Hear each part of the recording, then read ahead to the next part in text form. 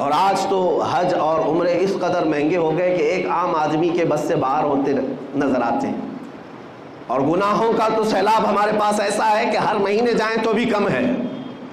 تو بارگاہ مصطفیٰ میں جانے کا حکم تو آیا، لیکن جائیں کیسے؟ قرآن تو کہہ رہا ہے جاؤ رسول کے دربار میں، اگر وہ سفارش کر دیں تو اللہ بھی تمہاری توبہ قبول کرے گا۔ تو اب اس آیت کے تحت تمہیں یہ ماننا پڑے گا اللہ تعالیٰ کسی بھی بندے پر اس کی طاقت سے زیادہ کا حکم نہیں دیتا، اس کی طاقت سے زیادہ کا حکم نہیں دیتا۔ وہ افریقہ کی سرزمین پر رہنے والے جو 2 روٹیوں کے لیے اپنے پیٹ پر پتھر آج بھی باندھتے ہوں، وہ 2 روٹیوں کے لیے بڑی محنت اور کشمکش میں مبتلا رہتے ہوں، وہ جب گناہ کر لیں تو مدینے کیسے پہنچیں گے؟ ان کے پاس تو اسباب بھی نہیں۔ اور ہمارے وطن میں بھی بہت سارے غریب ہیں، کیا وہ ہر ایک مدینہ طیبہ اور عرب کا سفر کرنے کے قابل ہے؟ نہیں ہو پائے گا۔ اب اس آیت پر عمل کا طریقہ کیا ہوگا؟ گناہ ہم سے بھی ہوتے ہیں، آپ سے بھی ہوتے ہیں، اب حضور کے دربار میں جائیں کیسے؟ تو مفسرین فرماتے ہیں یہ اللہ تعالیٰ کا نظام ہے کہ وہ اپنے بندوں پر اس کی طاقت سے زیادہ، بندے کی طاقت سے زیادہ کا حکم نہیں دیتا۔ آج اگر ممبئی کی سرزمین پر تم بیٹھے، دلی کی سرزمین پر تم بیٹھے، غریب ہو، اسباب نہیں، استطاعت نہیں، گناہ ہو گئے، خطائیں ہو گئیں، اب مجھے اپنی توبہ کے لیے بارگاہ مصطفیٰ میں جانا ہے لیکن اسباب نہیں، تو اللہ تعالیٰ کی اس آیت پر عمل کا طریقہ یہ ہوگا کہ جس دن تمہیں احساس ہو جائے مجھے توبہ کرنا ہے، کسی بھی گوشے میں بیٹھ جاؤ، آنکھیں بند کر لو اور میرے مصطفیٰ کو حاضر و ناظر تصور کر لو، اس آیت پر عمل ہو جائے گا۔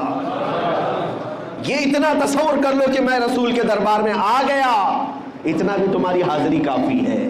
پیدل چل کر کے یا پلین میں جا کر کے یا کسی بھی طرح سے مدینے میں جسمانی طور پر پہنچ جانا ہی ضروری نہیں، تم جس مقام سے بھی میرے مصطفیٰ کو پکارو گے تو یہ حاضری تمہاری مقرر کر لی جائے گی اور اس آیت پر تمہارا عمل مانا جائے گا۔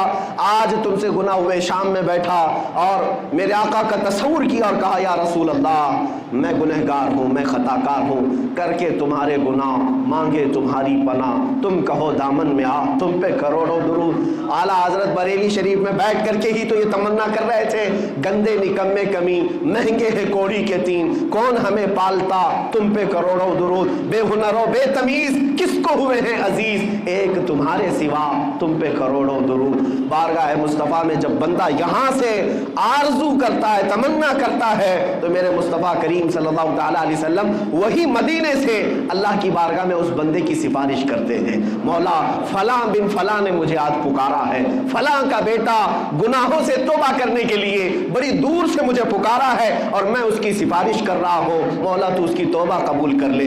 عزیزان گرامی وقار، حج پر ہر ایک کا جانا ممکن تو نہیں لگتا، لیکن بارگاہ مصطفیٰ میں ہر ایک کا پہنچنا ممکن ہے۔ اسی طرح کی ایک بات میں آپ کو بتاؤں، سچی طلب ہے، سچی تمنا ہے تو تمہاری روحیں وہاں پر حاضری دیا کرتی ہیں، حاضری دیا کرتی ہیں۔ حضرت عبداللہ ابن مبارک وہ حج کے لیے نکلے تھے، حج کے لیے اس وقت جب نکلتے تھے تو پیدل ہوتے، قافلوں پر جاتے، اونٹ اور گھوڑے کے سفر ہوتے۔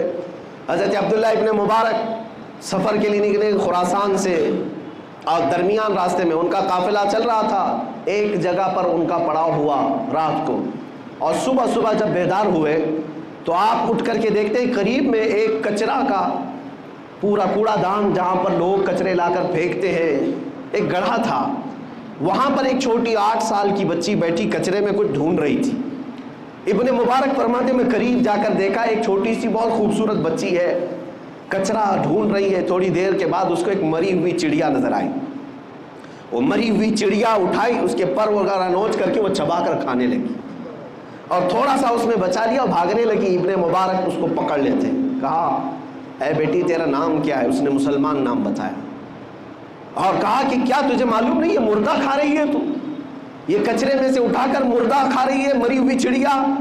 وہ بچی سر جھکاتی اور کہتی ہے اے بزرگ، کیا اسلام اس بات کی اجازت نہیں دیتا کہ 3 دن کی بھوک کے بعد میرے گھر میں کوئی چیز نہ ہو؟ میرا ایک معذور بھائی میرے گھر کے اندر سویا ہوا ہے اور میں بھوک کی شدت کی وجہ سے 3 دن کے بعد اگر مری ہوئی چڑیا کھاؤں تو کیا اسلام اس کی اجازت نہیں دیتا؟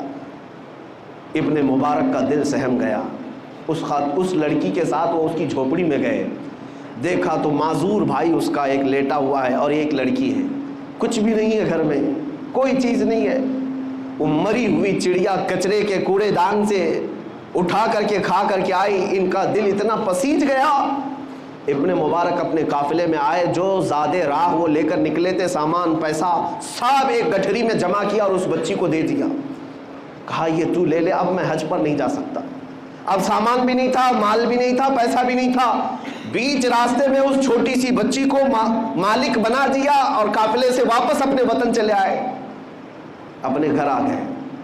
خراسان جب واپس آئے، میرے عزیزوں، جو اس زمانے میں حج کرتا ہوگا اسے اندازہ ہوگا کئی دن تک تو پیسے جمع کرتے ہیں، کئی مہینے تک تو سفر کرتے تھے، لیکن درمیان میں اگر کوئی اپنا قافلہ چھوڑ کر کے وطن آ رہا ہو تو دل پر کیا گزرے گی۔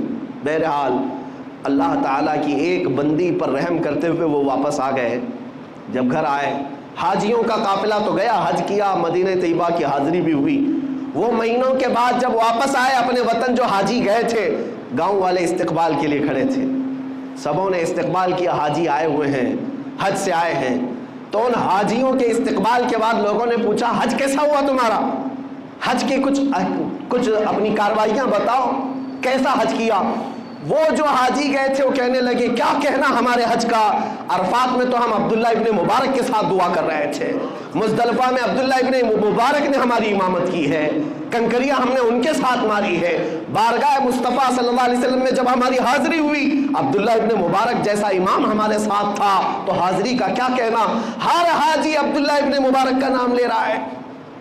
تو گاؤں والے تھے پریشان تھے، حج کے دنوں میں تو عبداللہ ابن مبارک یہیں تھے، حج گئے نہیں، اور ہر حاجی کہہ رہا ہے کہ ہمارے ساتھ عبداللہ ابن مبارک، یہ کیا ماجرا ہے۔ لوگ آئے اور ان سے پوچھنے لگے عبداللہ ابن مبارک سے، کہا کہ یہ حاجی تو سب کہہ رہے ہیں مینا میں، عرفات میں، مزدلفہ میں آپ تھے، بارگاہ مصطفیٰ میں وہ آپ کے ساتھ تھے۔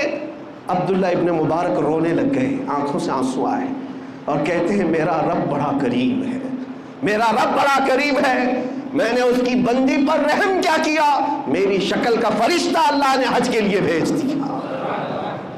وہ ابن مبارک کی شکل کا فرشتہ تھا جو ان کی طرف سے ارکان حج ادا کر رہا تھا، بارگاہ مصطفیٰ میں حاضری بھی دے رہا تھا۔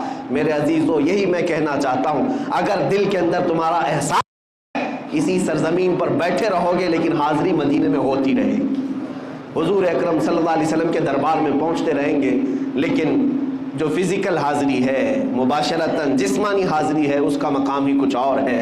جب نبی رحمت صلی اللہ علیہ وسلم کے دربار میں ایک حاجی پہنچتا ہے تو اس کی دل کی دنیا بدل جاتی ہے۔ ظاہر سی بات ہے، ایک بچہ ماں کے پاس جب آ کر سکون محسوس کرتا ہے، قسم رب ذوالجلال کی میں اپنے دل کی کیفیت بتاتا ہوں، ماؤں کے سینوں سے چمٹ جانے کے بعد وہ سکون نہیں مل پائے گا جو بارگاہ مصطفیٰ کی جالیوں کے سامنے کھڑے ہونے سے ملتا ہے۔ اس لیے کہ ایسا لگتا ہے یہ رحمت کے دونوں ہاتھ ہمیں اب ہمیشہ کے لیے تھام لیں گے، دنیا کے ہر کانٹے سے، ہر بلا سے یہاں پر ہمارے لیے حفاظت ہے۔ اللہ تبارک و تعالیٰ آپ سب کو بار بار بارگاہ مصطفیٰ کی حاضری نصیب فرمائے، حج بیت اللہ آپ سب کو بھی اللہ تعالیٰ عطا فرمائے۔ عزیزان گرامی وقار، میں آخری یہ میسج ضرور دوں گا کہ اگر نہیں جا سکے عمرہ پر، حج پر، تو تمنا تو رکھو، لیکن جب بھی رات آئے، جب بھی شب ہونے لگے یا گناہ ستانے لگے تو ایسا نہ کرنا کہ ڈاکٹر کے پاس بھاگتے رہے، دل کا علاج کرتے رہے، بی پی شوگر تو بڑھتا ہی رہا لیکن روح بیمار ہوتی رہی۔ ایسا نہیں، جب گناہ زیادہ ہو جائیں تو میرے عزیزو تنہائی میں بیٹھو اور میرے مصطفیٰ کو یاد کرو، بارگاہ مصطفیٰ میں حاضری دے کر کے یوں کہو، یا رسول اللہ بد ہیں تو آپ کے، بھلے ہیں تو آپ کے، ٹکڑوں پہ یہی کے پلے ہیں، رخ کدھر کرے۔ اور رات کے وقت تنہائی میں ہمارے بزرگوں نے ہمیں یہی درس دیا ہے کہ ایک بار یوں کہہ دینا، میں مجرم ہوں آقا مجھے ساتھ لے لو، میں مجرم ہوں آقا مجھے ساتھ لے لو، کہ رستے میں ہیں جا بجا تھانے والے، چمک تجھ سے پاتے ہیں سب پانے والے، میرا دل بھی چمکا دے چمکانے والے۔ بارگاہ مصطفیٰ میں جس دن تمہاری یہ آواز لگ جائے گی انشاءاللہ، وہ مدینے والے اتنے غیرت مند ہیں، اتنے غیرت مند ہیں کہ امام شرف الدین بوسیری کو جب لقوہ ہو گیا تھا، فالج ہو گیا تھا، انہوں نے رات کو سونے سے پہلے غم میں یہ اشعار لکھے تھے، مولا صلی وسلم دائما ابدا علی حبیبک خیر الخلق کلہم، یہ قصیدہ بردہ کے اشعار لکھ کر کے وہ سوئے تھے. امن تذکری جیران بدی سلمی مزجت دمعا جرا من مقلت بدمی. لیکن مقدر جاگا، خواب میں میرے آقا تشریف لائے اور خواب میں ہی امام بوصیری کے جسم پر ہاتھ پھیرا اور اپنی ایک چادر عطا کی. شرف الدین بوصیری کہتے ہیں صبح جب میں اٹھا تو دیکھا نہ مجھے لکوا ہے، نہ فالج ہے، نہ پیرالائز ہے، میں صحیح سلامت ہوں. اور خواب میں میرے آقا نے جو چادر دی تھی وہ میری گود میں ابھی بھی پڑی ہوئی تھی. وہ جب عطا کرنے پر آئے تو بے حساب عطا کرتے ہیں. اتنا دیا سرکار نے مجھ کو جتنی میری اوقات نہیں. یہ تو ان کا کرم ہے ورنہ مجھ میں تو ایسی بات نہیں. عزیزان گرامی، اللہ کریم ہم سب کو بارگاہ مصطفیٰ کا ہمیشہ وفادار بنا رکھے. رب کریم آپ سب کو بری بیماریوں سے محفوظ فرمائے، ہر طرح کی آفت و بلا سے اللہ محفوظ فرمائے.